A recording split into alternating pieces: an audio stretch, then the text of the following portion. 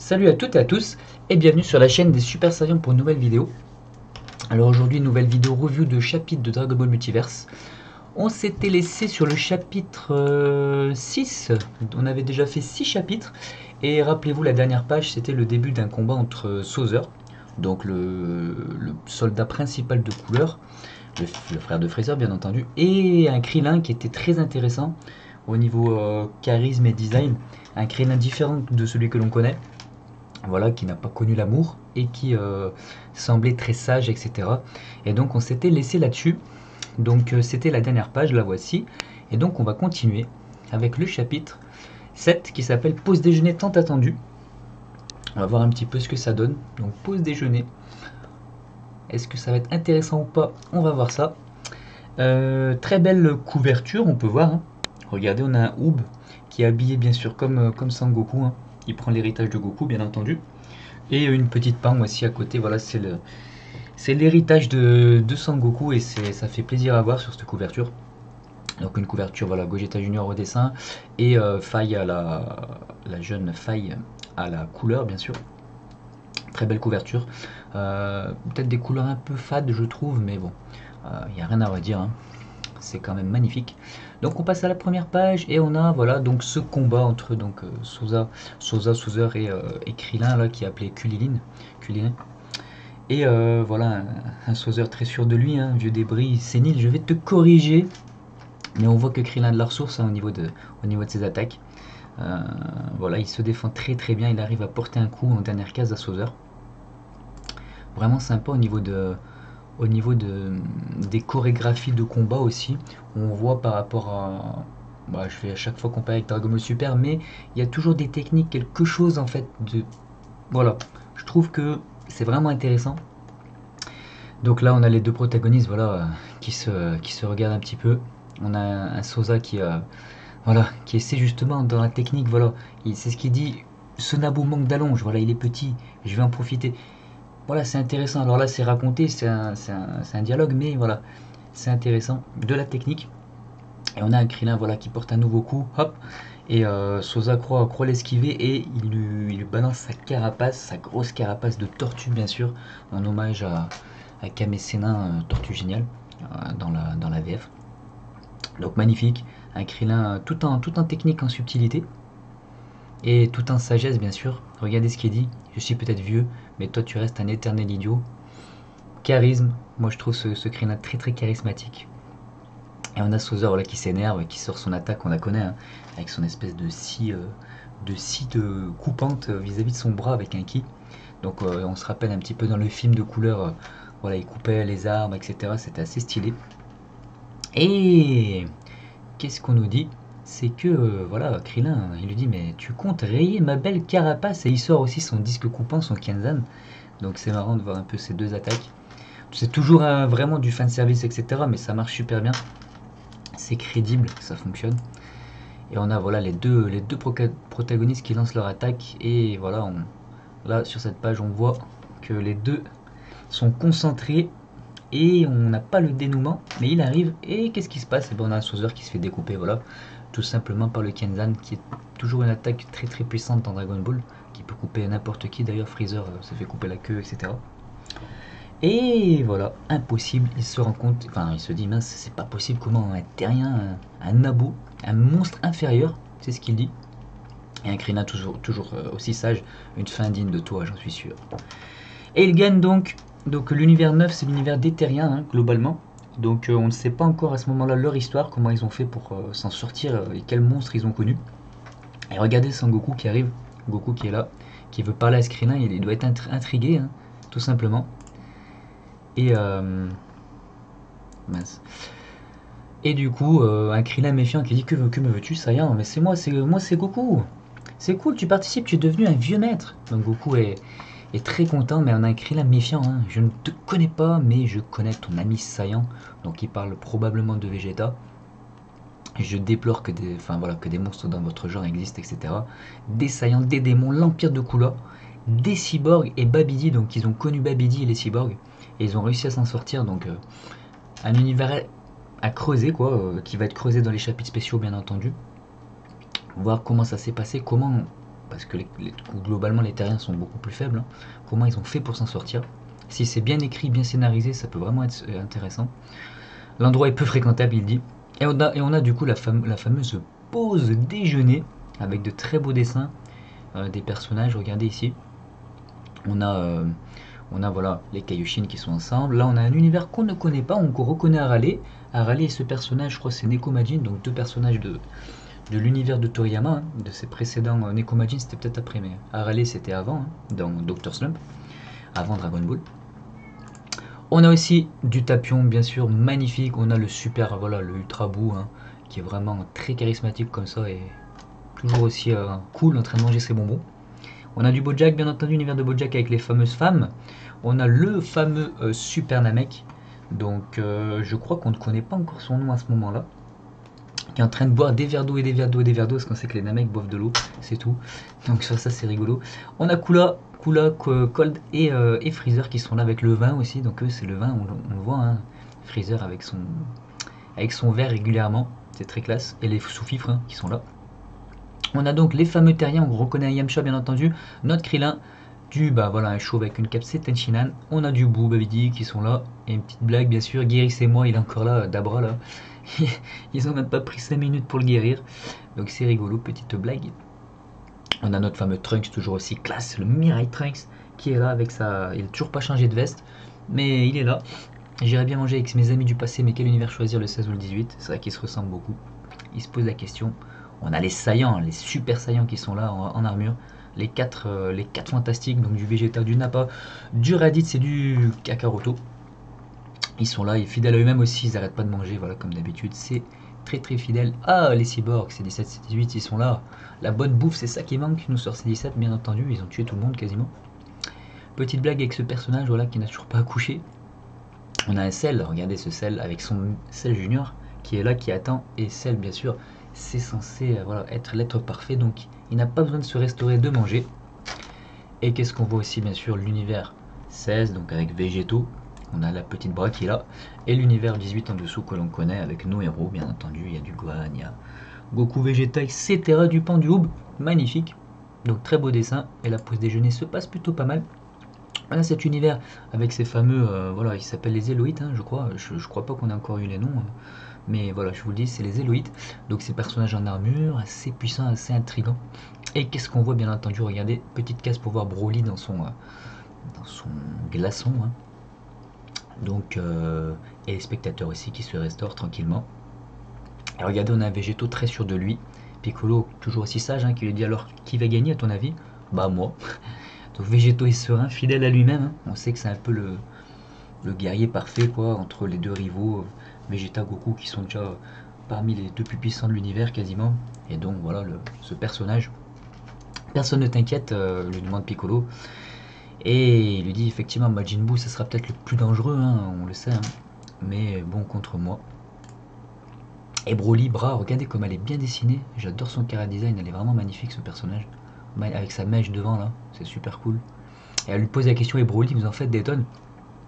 Et voilà, donc on apprend, enfin, on nous dit voilà, que Broly certainement est très puissant, puisque ça se passe des années et des années après qu'il l'ait rencontré, sachant, n'oubliez pas que les films, enfin pas tous les films, mais les meilleurs films sont intégrés dans Dragon Ball Multiverse, hein.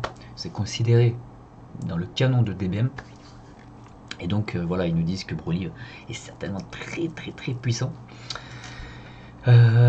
Voilà, tout simplement. Et donc du coup on a un combat, ça y est, la pause déjeuner s'arrête, et c'est Végéto contre l'inconnu de l'univers 20, l'inconnu c'est Broly. Donc ça tombe bien, c'est exactement ce que Végéto voulait, ce que nous, enfin le public, on voulait. Rappelez-vous, c'était au début de DBM, c'est le premier combat qu'on utilise, hein, avec les 2 points des 2 personnages qui arrivent. Et puis après, hop, il y avait le retour en arrière. Et ben là, on y arrive, tout simplement.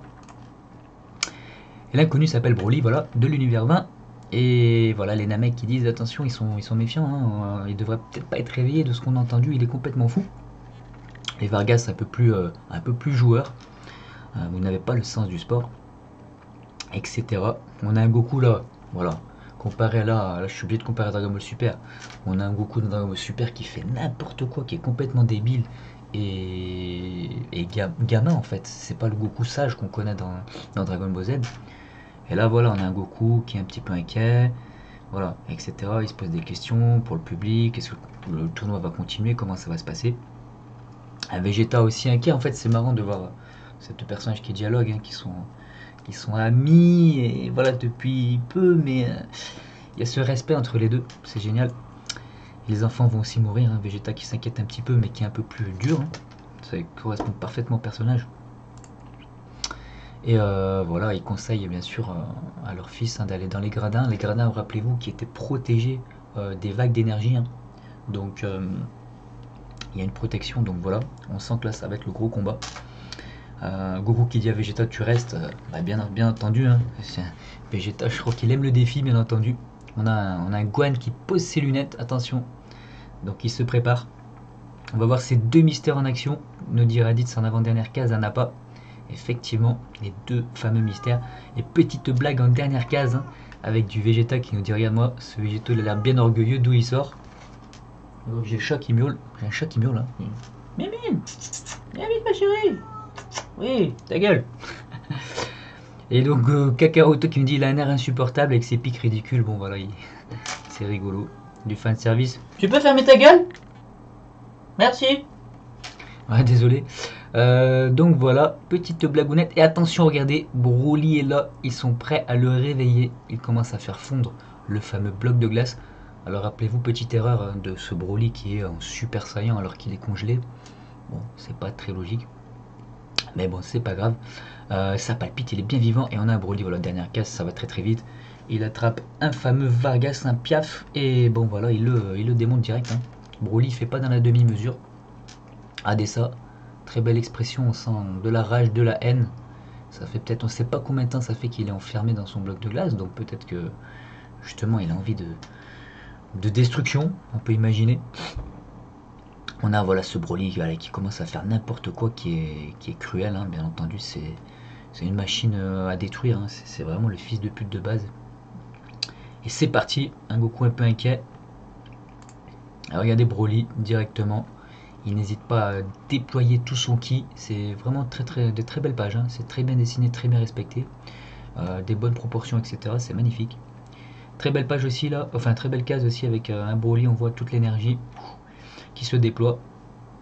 On a nos protagonistes, hein, qui ont du mal à rester à s'accrocher. Donc on imagine effectivement la puissance de Broly et un Végéto qui se régale d'avance, hein. Il a le sourire.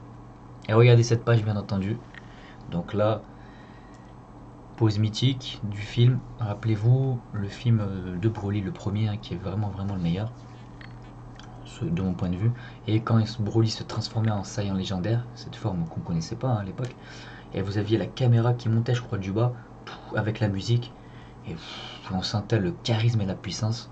Donc très très beau dessin de Gogeta Junior. D'ailleurs, c'est plus un hommage qu'une copie parce que c'est pas tout à fait la même pose. Il est au niveau du profil. Je sais que dans le film c'était pas tout à fait la même pose. Mais c'est magnifique. Très très belle page, hein, une page, voilà, une case unique, magnifique, on en redemande. Et moi du coup j'ai chopé la page noir et blanc, elle est disponible sur le site de DBM. Et j'ai fait ma coloration personnelle, donc je vous la montre rapidement si vous voulez. Hop, voilà ce que j'ai fait pour ce Broly. Je suis assez content, je le trouve assez sympa au niveau des couleurs et tout. Donc vraiment un Broly qui pue la classe, quoi. Donc voilà, des frissons, c'est magnifique. Donc si vous voulez vous abonner à mon DeviantArt, ça fait longtemps que j'ai pas fait de coloration, mais voilà, n'hésitez pas.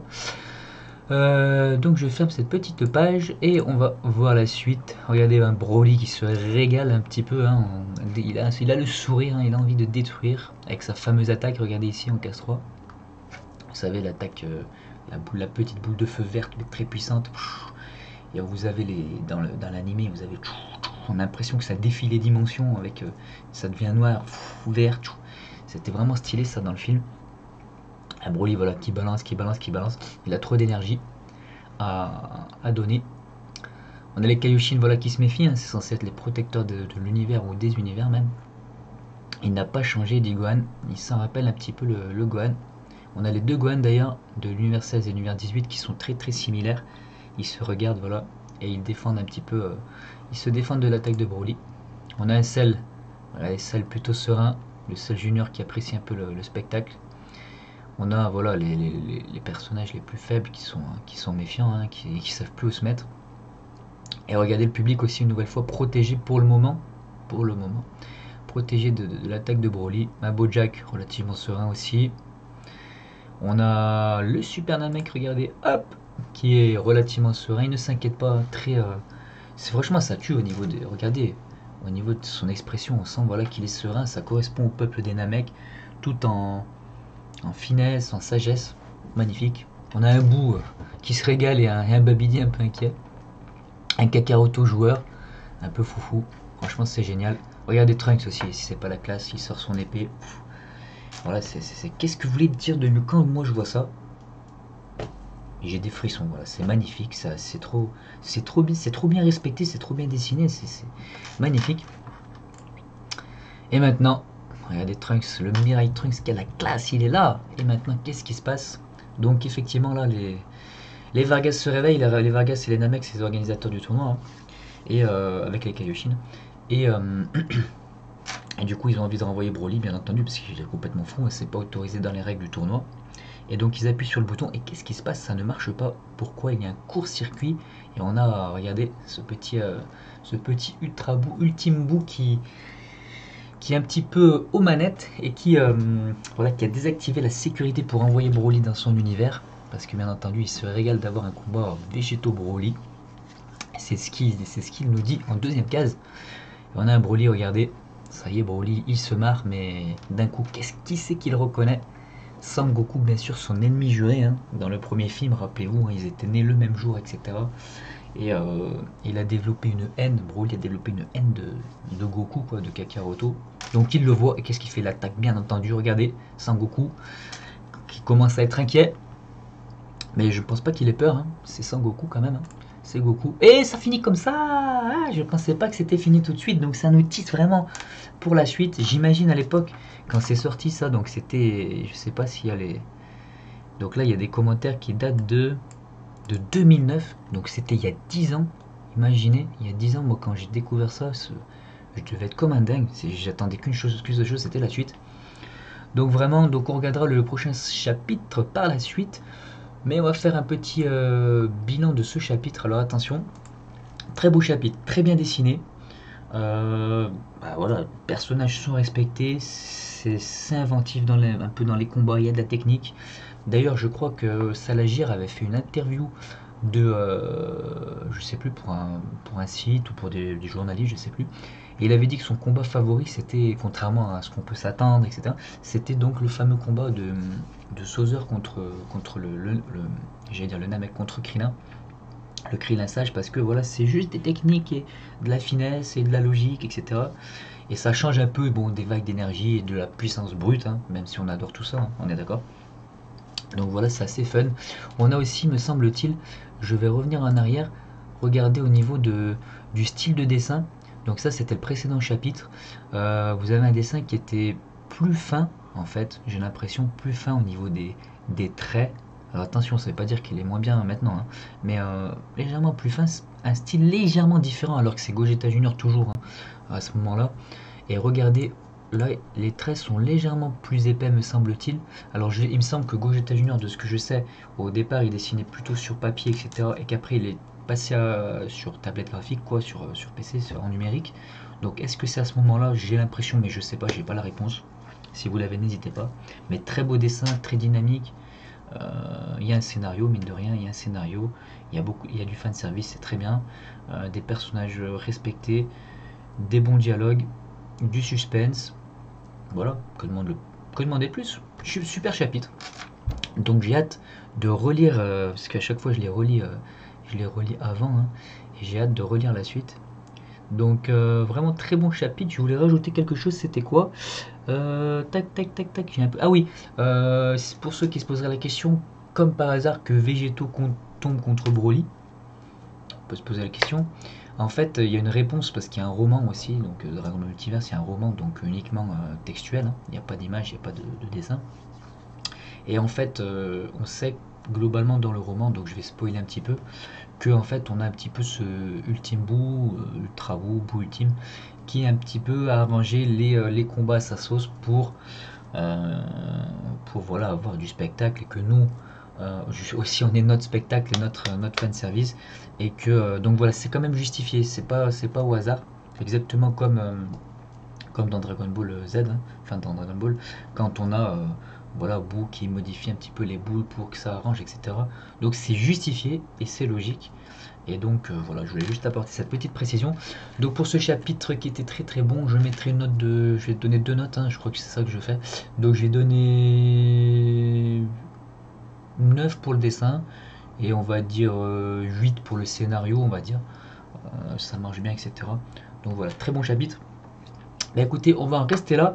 Et je vous dis du coup, merci d'avoir regardé la vidéo. Si vous avez apprécié, n'hésitez pas à mettre un j'aime, un commentaire, etc. Pourquoi pas discuter de ce que vous aimez, ce que vous aimez moins, etc. Est-ce que ce Krillin, vous l'aimez bien?